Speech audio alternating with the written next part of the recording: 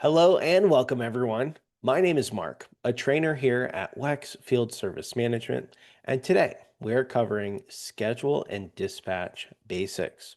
This webinar will cover a schedule page overview, schedule settings, how to schedule an appointment, how to use the work queue, appointment status updates and visuals, working with callbacks and follow-ups, how to update, cancel, and reschedule appointments, and then some calendar view options so you can customize the way things look.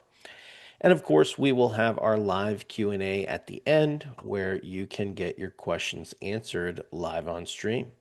Without further ado, let's go ahead and dive into WEX FSM. When you first log into your system, you will be brought to the schedule page. And this is one of the main pages where you can create appointments and get your board set up, assign appointments to your technicians, and also create what are called work queue items. And those are kind of like draft appointments that aren't quite ready yet to go onto the main schedule. Now, usually the scenario would be a customer is calling you and you will answer the phone. And one of the first things you might want to do when you're talking to that customer is get their name so you can look at their customer profile page. To do this, you will click in the top right and type their name. Let's say I'm talking to my customer, Justin. And then if you have them in your system, they will show up when you type their name. If you do not have them in your system, then you can always add them by clicking the red plus button here. Adding them as a customer, you will choose between whether it is a residential customer or a commercial customer. Enter that info here, hit save, and then that will save them as a customer in your customer list, making it very easy when we go to create an appointment to search for that customer and create an appointment for them. Now, a pro tip on adding customers, email is required by default, but maybe your customer doesn't have an email, or when they gave you their contact info, they didn't include an email and you'll have to get it later, but you still want to add them now. It will prevent you if you don't have an email at first, but you can bypass this by opting out of marketing emails and opting out of email notifications. That will then take that red asterisk away and you will just be able to save this customer without an email. All right. So that's one of the main ways to just search for a customer in general. Just for clarity here, if you do click on the customer's name, it will bring you to their customer page. And so you can see from here any history that they have down the timeline, and these would be jobs that you would have created for them in the past. Now, let's go back to the schedule page. Just to get our bearings here, on the schedule page, you have your main calendar. We call this the dispatch board. Right here, we can see there are already some appointments on the board. I can see that Caleb here is on vacation, and then there's some open space for my other technicians to add appointments. You have what's called dispatch groups. Maybe for your team, you have a repair side of the business and a service side of the business, or a HVAC side of the business and a plumbing side of the business. Or maybe you want to separate your field technicians from your office crew. You can do that with dispatch groups. These are groups that you can create, assign users to each group, and that makes it so that when you click on that group, it will show you everyone assigned to each group. So I right now have an all users group, which is my entire team. Then if I want to just see what the field techs are doing, I can do that because I have a group for it. Maybe I want to just see what the office is doing. Is anyone on vacation in the office? And you would do this through dispatch groups, which we will get into how to create those in just a second. You also have your users. This would be anyone that you have created as a user and you give them their email and password, they will be able to log in, and on their schedule page, they will be able to see the appointments that have been assigned to them. These are my users. In order for you to actually schedule with someone, you need to have them added as a user and added to a dispatch group. If a user is not added to a dispatch group, you will not see them here on the schedule page. And then you have your work queue. This is going to be those draft appointments. You have service requests, which are going to be you're not really sure the date, the time, or technician, but you just want to put in who the customer is and maybe some notes for the future about what needs to happen eventually. Once you actually know what you're doing, the date, the time, technician, you can just click and drag that over and let go, and that will just schedule itself. Very simple. And then unassigned appointments are appointments that you do know the date and the time. You're just not sure which technician yet is going to run the job. And so those are handy as well. So to start scheduling, there's actually a couple things I recommend setting up first. You can just come in and start scheduling. However, you will need users, and you'll probably want to get your dispatch groups set up and get your job types set up so you can start tagging those jobs that you're doing per job type, which is going to help you for reporting. So let's start by adding users. To do this, we will go to Settings, User Management, Users. On the user page, this will show you all users that you have in your system. And to add a new user, you will click Add User, fill out the information here, and down below, click Save. We already have a user set up, our technician, Dustin Bailey, and let's take a look at Dustin's profile. We'll just click on Dustin's name here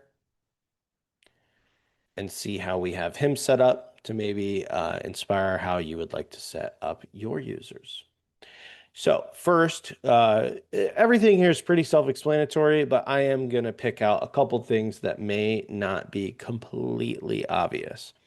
So the email will act as this user's username, and then the password is what they will type in to actually log in and get access to the system.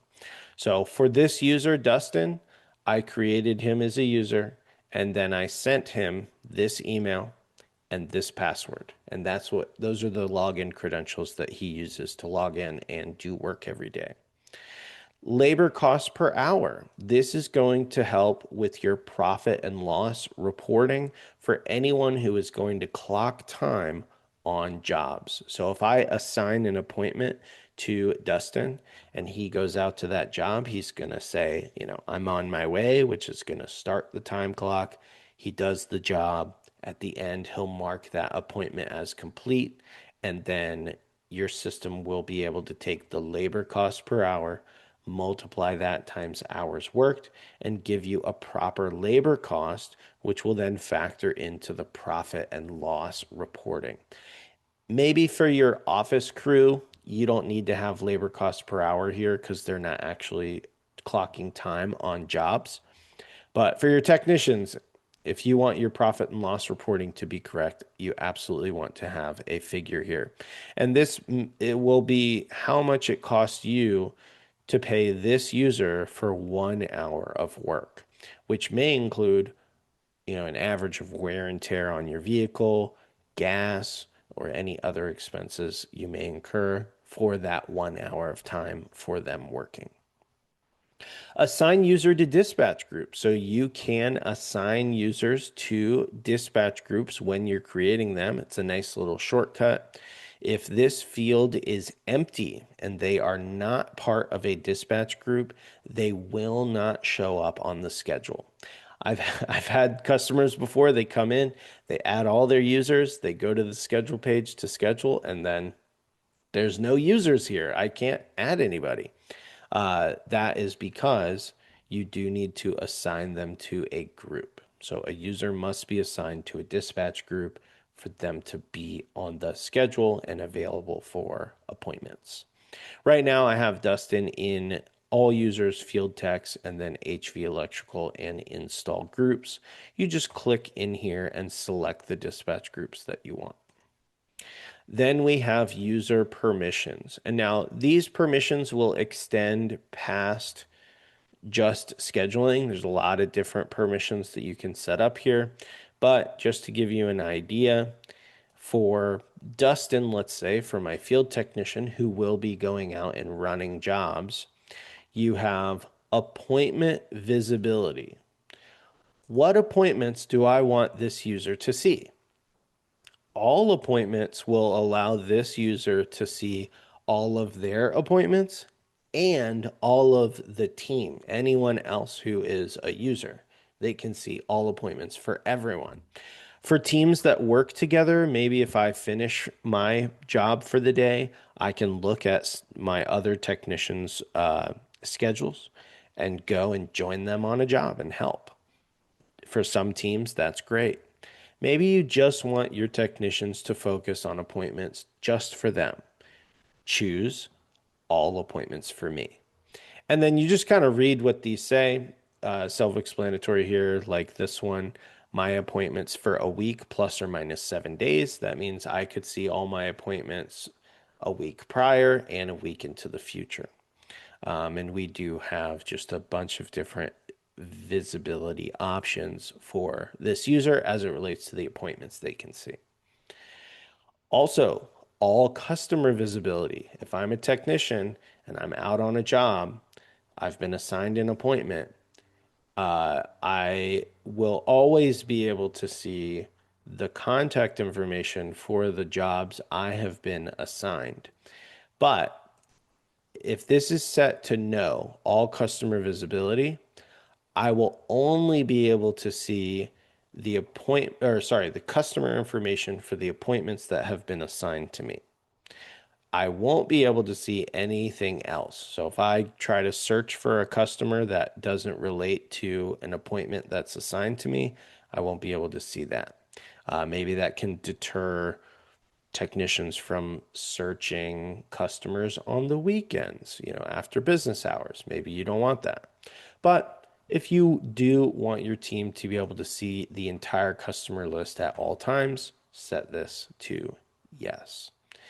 And then do you want this user to be able to schedule events? So maybe you have it where your office personnel, they're the ones who are taking the calls and doing all the scheduling, and you don't want your technicians to kind of be making their own appointments. On the flip side, maybe you do want that. Maybe you want them to be able to schedule any events that they want. And so you do have a couple options here for what events you will allow this user to create. Once you have those set, go ahead and click Save to save those settings. So that's adding users. Next, you will want to create dispatch groups, and those are the groups that we'll use when scheduling. To create a dispatch group, you will go to Settings, User Management, Dispatch Groups.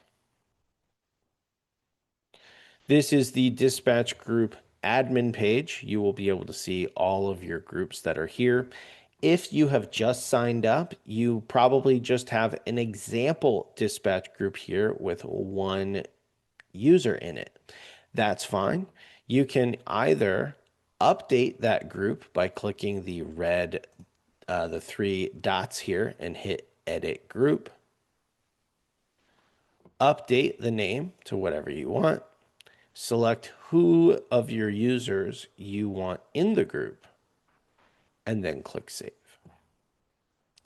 Or you can create a new group from scratch by clicking Add Dispatch Group. And you'll do the same thing. Name the group. Make sure you're naming the group something that's easily recognizable, that makes sense. Are you putting your field technicians in here? Name it field techs. I do highly recommend always having at least one group that is for all of your users. That way you can see your full team at one time. And then the rest is up to you. What other groups would you like to make? Just put the name, select the users, and click Save. Once you have your groups added, you will see them here. But more importantly, you will see them on the schedule page under dispatch groups here. Me personally, this is a pro tip. You do not have to do this, but these groups will be in alphabetical order. And so I like having these groups in a very specific order. And so I just added a number in the title. So I literally just in the title put 1, 2, 3, 4, 5, 6, 7, 8. And that way these are in the order that I want. Otherwise, you don't have to put numbers in your titles. If you don't, it will just be ordered here in alphabetical order, and that will reflect on the schedule page in that drop down. All right. And then before we get into actually scheduling an appointment, let's do one more setting, and that's going to be your job types. To get to job types, you will go to Settings, Jobs, Job Types. Job types play such an important role in understanding your data and being able to pull up and filter information in your reports. So every business is going to do different types of jobs. We do have some example job types in here when you first sign up, but I highly recommend that you come in and customize this page. And, what does this mean? Each of these, we have callbacks, commercial jobs, estimates, install jobs, maintenance jobs. If you're an HVAC company, maybe you do no AC, no heat calls. The more granular you get here, the more detailed your reporting can get, because when I look at my reports, I will be able to filter data by job type.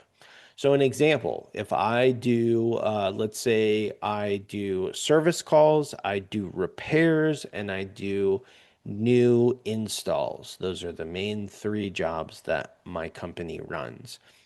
I would make sure that I have those as job types here.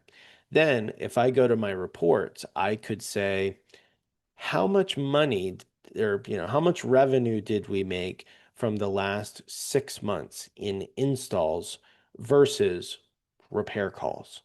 And then you'll be able to filter those out because you have a job type.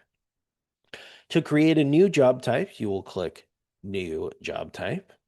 Enter in the name of the job type. Make sure it's something easily recognizable. You can update the color of what this job type is. These colors that you create, these job type colors, are the colors you will see of the appointments when you make them. So like I can see this is red. This is also red. I know at first glance, those are service calls because I know my service job type is red.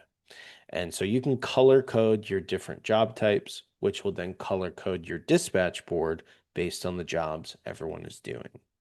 You can also set a default duration, which comes in handy when you're scheduling. Normally, you would have to select the duration, but this just allows you to skip that step. If you know that your repair jobs take about an hour, set this to an hour. If you know your install jobs take, normally 3 hours, you can set the default duration to 3 hours. That way you can just skip a step when you're scheduling and save you a little bit of time.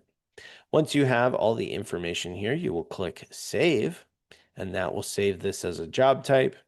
And now we are going to move on to scheduling an appointment from scratch, and we'll see where the job type comes into play here.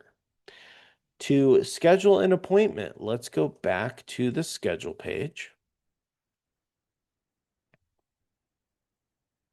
And there's two main ways that you can schedule an appointment. Now, there are more ways to do this, but just as a nice foundation, if you want to schedule an appointment, go to the schedule page. And from here, you can click New, which will allow you to start creating an appointment.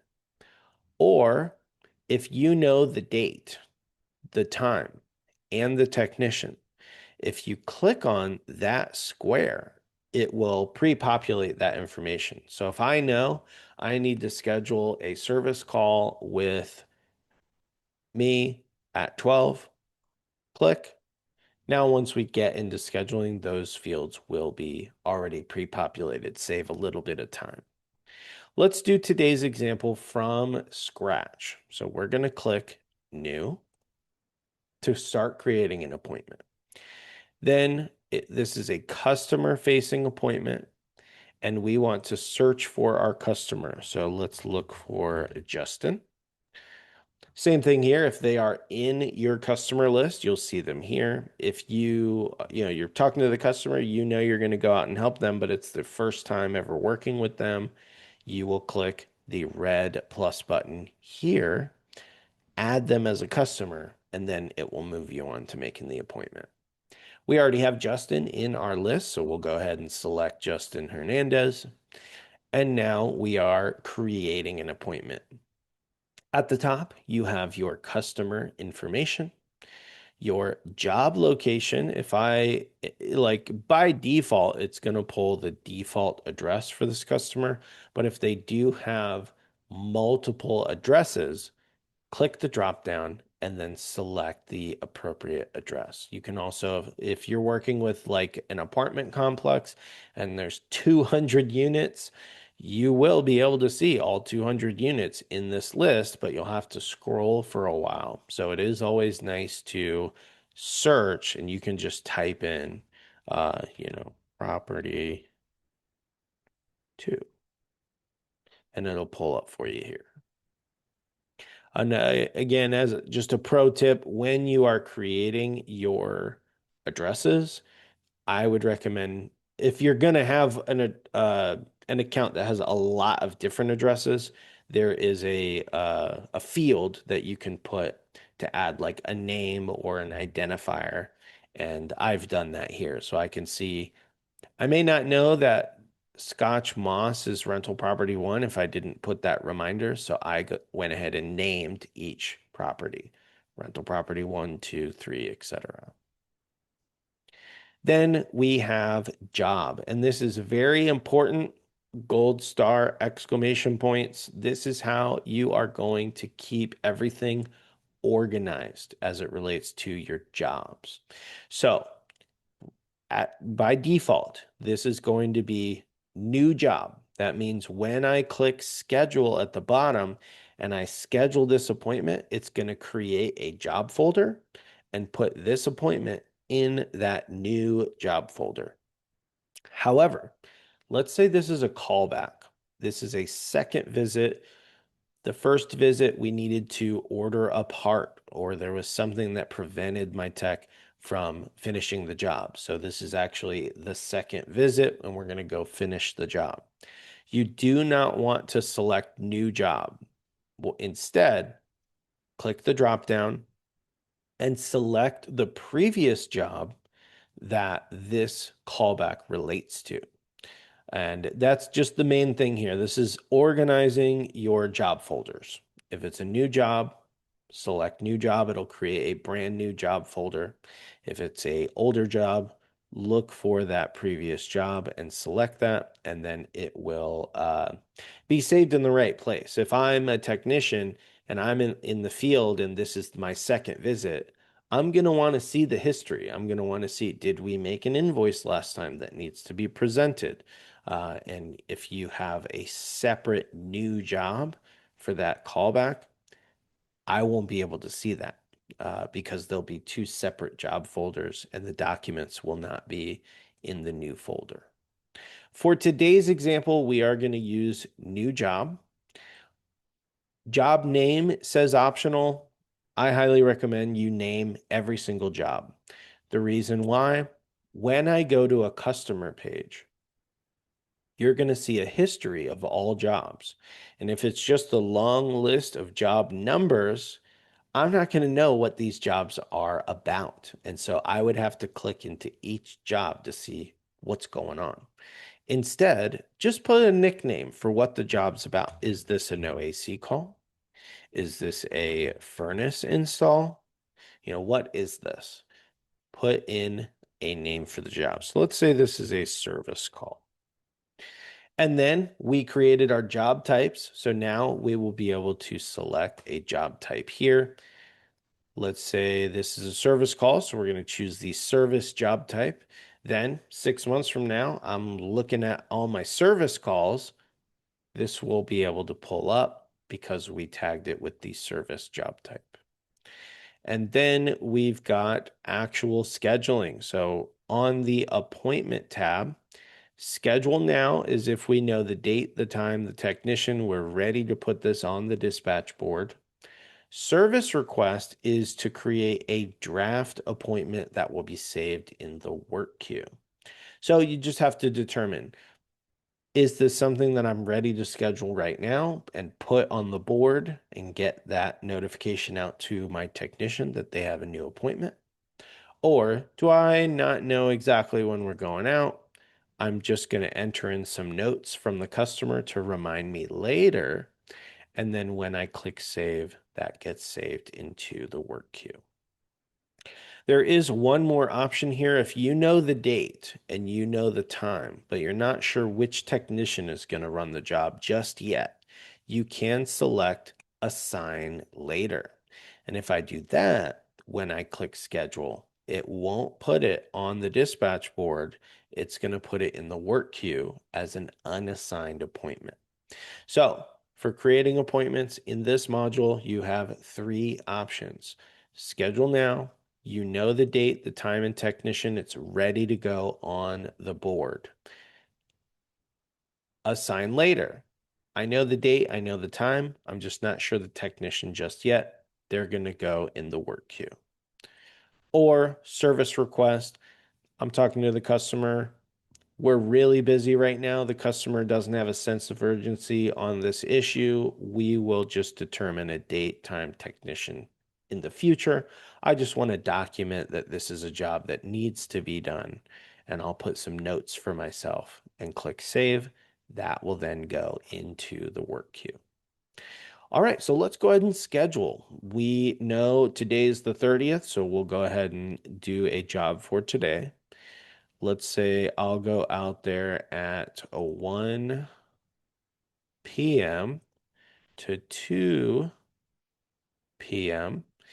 Make sure your AMs and PMs are correct. If they're not, then you'll get a notice letting you know something is not right.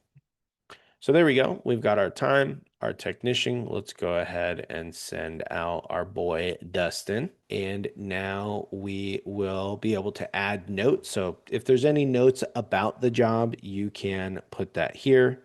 Maybe this is a place to put your gate code. Uh, don't let the cats out. We all know how devastating it is if a pet runs away. So don't let those cats out. And then at the bottom, we have appointment notifications and reminders. This is going to send out a message from your system to your customer for some different things. So scheduled, when I hit schedule, this is going to send a message to the customer letting them know the appointment has been scheduled, like a confirmation.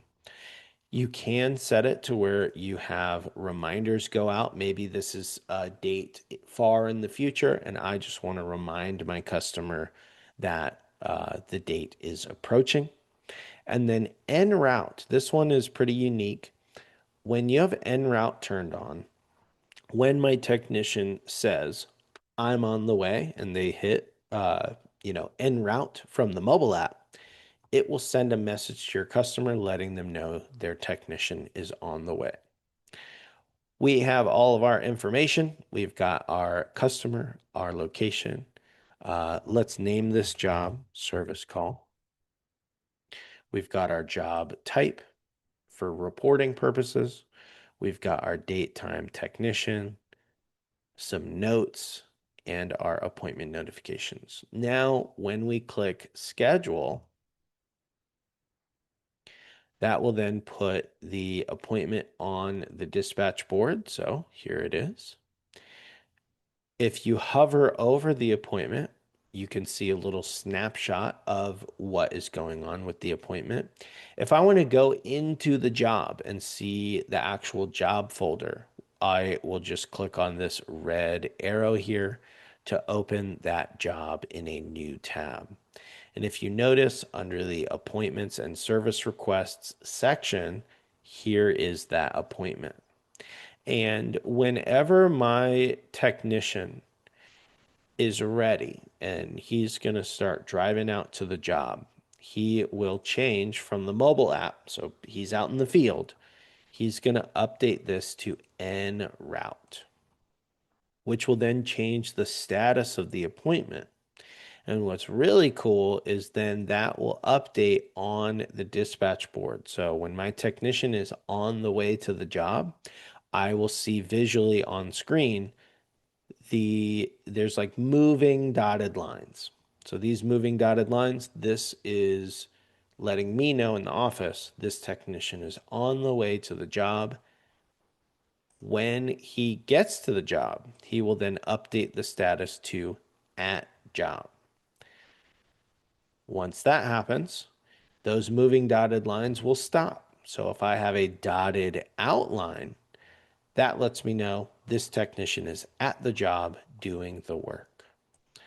Whenever they get done with the job and they mark it as complete, it will show as gray. And this is really nice. It's a simple feature, but it can have a big impact when you're looking at your dispatch board. You know exactly where everyone's at in their day. And if you get to the end of the day, everything should be gray, meaning that all appointments were completed and your technicians did clock in and out properly. Now, let's say we get to the end of the day and you do have a job that is still not grayed out. That means either they missed the call, which is not great because customer's probably not happy, or they did the job, they just forgot to clock out or, use the timestamps from the mobile app. If that happens, it's very simple to edit. You will simply hover over, go to the job, and then you have the scheduled time here, which is the time I scheduled when I made the appointment. But actual time is what the technician would have clocked from the field. You can update this very quickly by clicking clicking the link here and adding the time entry. So let's say I'm talking to Bruce. Hey man, looks like you forgot to clock in and out. What time did you actually get there? Let's say that he got to the job at 11:02 a.m. and he left at 2:15 p.m. And then we'll click save the little floppy disk right here. Click save. And then you can exit out. And now we have an actual time. I also would recommend updating the status here to complete if the appointment was completed. And there we go. So now that has been updated. And I was able to do that, and that will reflect on the dispatch board here. All right, so that is creating an appointment and some appointment visuals that help you kind of keep track of your technicians while they're out in the field. Now let's talk about the work queue. So the work queue are draft appointments, like we said, and the way that you create those is a normal way, like you create your appointment, and then you can either choose service request or unassigned appointment. Once you have these here, you can click Show Filters and you can sort all of these items by oldest to newest or newest to oldest. You can search by appointment date, by coverage zone, or by job type. You can also type in and search for per customer. Once you have the actual appointment and it's ready to go, you can just click, drag, and schedule. If you want to make a edit or update to a appointment, first, you can just drag and move. So let's say, I actually want this to happen a little earlier in the day. You just click drag and move it, let go, and then it will ask, is this information correct now? Yes, click save. And we made that adjustment simply by clicking, dragging. I can also click on the appointment itself. So if I actually just click on this little box, it will open the appointment details and I can make edits. I can edit the location, the job folder, the job name, the job type, date, time, technician, etc. Any updates that you make here, let's say that we want to change this to being 1 to 2 and click save. It will then make that adjustment. Also, if I click on this, we have an option in the bottom left to cancel or unschedule this. So customer calls, hey, I have a family emergency. I'm not going to be able to have you guys come out today. No problem. Click on the appointment, click cancel, unschedule, and there's three options. Unschedule, if I hit save and unschedule is selected, it'll take this appointment and put it back in the work queue, and then I can just reschedule it easily later. Cancel means it's going to completely cancel this. It's not going to go in the work queue. It will be officially canceled, but it will show a historical record that this appointment was made at one time. Delete, maybe you made this an error and you just want to delete it completely from existence. That's what this is for. So this will permanently delete the appointment and all history or record that it ever existed. Once you have the option selected, you'll hit save. Okay. And then the final, we have two more topics before we jump into our Q&A. One is looking at flag for follow-up. And then the other is just some calendar view options. Each job has a flag option. So we're going to hover over our appointment and we're going to click out to this maintenance visit. And here's that appointment. And let's say that I go out, I'm the technician, and I realize, uh-oh, I don't have the part I need to complete this. I'm going to need to create a follow-up, a callback. We'll need to order a part. The part needs to come in, and then I will go out and install that later. I would still clock in and out and mark this job as complete or I'm sorry, mark this appointment as complete, but the job will still be open because we will need to order that part and then install it, make an invoice, take payment from the customer before the job can be marked as complete. But the appointment I would mark as complete because I did complete the appointment for that day, but we will need to go back for a second appointment. To keep track of all of this, you will use your flag for follow-up. So right here it says flag for follow-up. This is available on the mobile app as well. And if I click the flag, I can choose the follow-up type. Whatever follow-up type you need, you can add your own if needed. For today's example, we'll say we need to order a part. You can assign flags to certain people, maybe for part orders. I know that Allison Gomez is the one who does all of our ordering. And then here, you're just going to put in what you need. I personally like putting the date. So let's say 4:30. Um, didn't have part needed, ordered part will be here, Monday next week, and then hit save. That will now flag this job. And if you look at the top right, you can see flags right here. If I click on flags and I go to that, it will bring me to the job list and show flag jobs only. And then we will be able to see any flags in the system from here. We can click on the flag to see what it is, and we can mark those as complete and click save.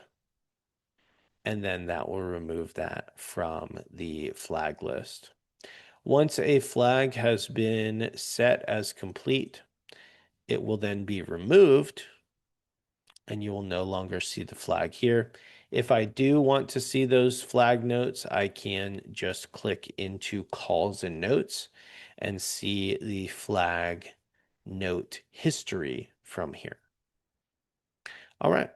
And the last topic is you can customize your view. So maybe you don't like how this looks. You'd rather have the calendar go down the page instead of across the page, more closer to like an actual calendar you would hang on the wall. And so you can choose right here. It says horizontal, change it to a vertical view. So maybe you like this better. You can view scheduled time versus actual time. Scheduled time is going to show the actual date and time that was scheduled. Actual time will show what that user clocked in and out as. So you can quickly toggle between those two. And we also have a weekly view here, which allows you to look at the entire week at a glance, a monthly view as well to see your entire month at a glance. And then you can also, right here next to the dispatch group, there is a toggle for full screen mode. Click that. It's going to push everything to the edges of your screen. Some of my customers like this because they can see a lot more at one time. And you can even hide the work queue if you're not looking at that right now to give yourself maximum real estate for the schedule here. All right, so that's all the information we have for today's presentation. I hope you learned something. We're going to go to our Q&A now, but before we do, I just want to say thank you so much for joining. My name is Mark with WEX Field Service Management, and this has been Schedule and Dispatch Basics.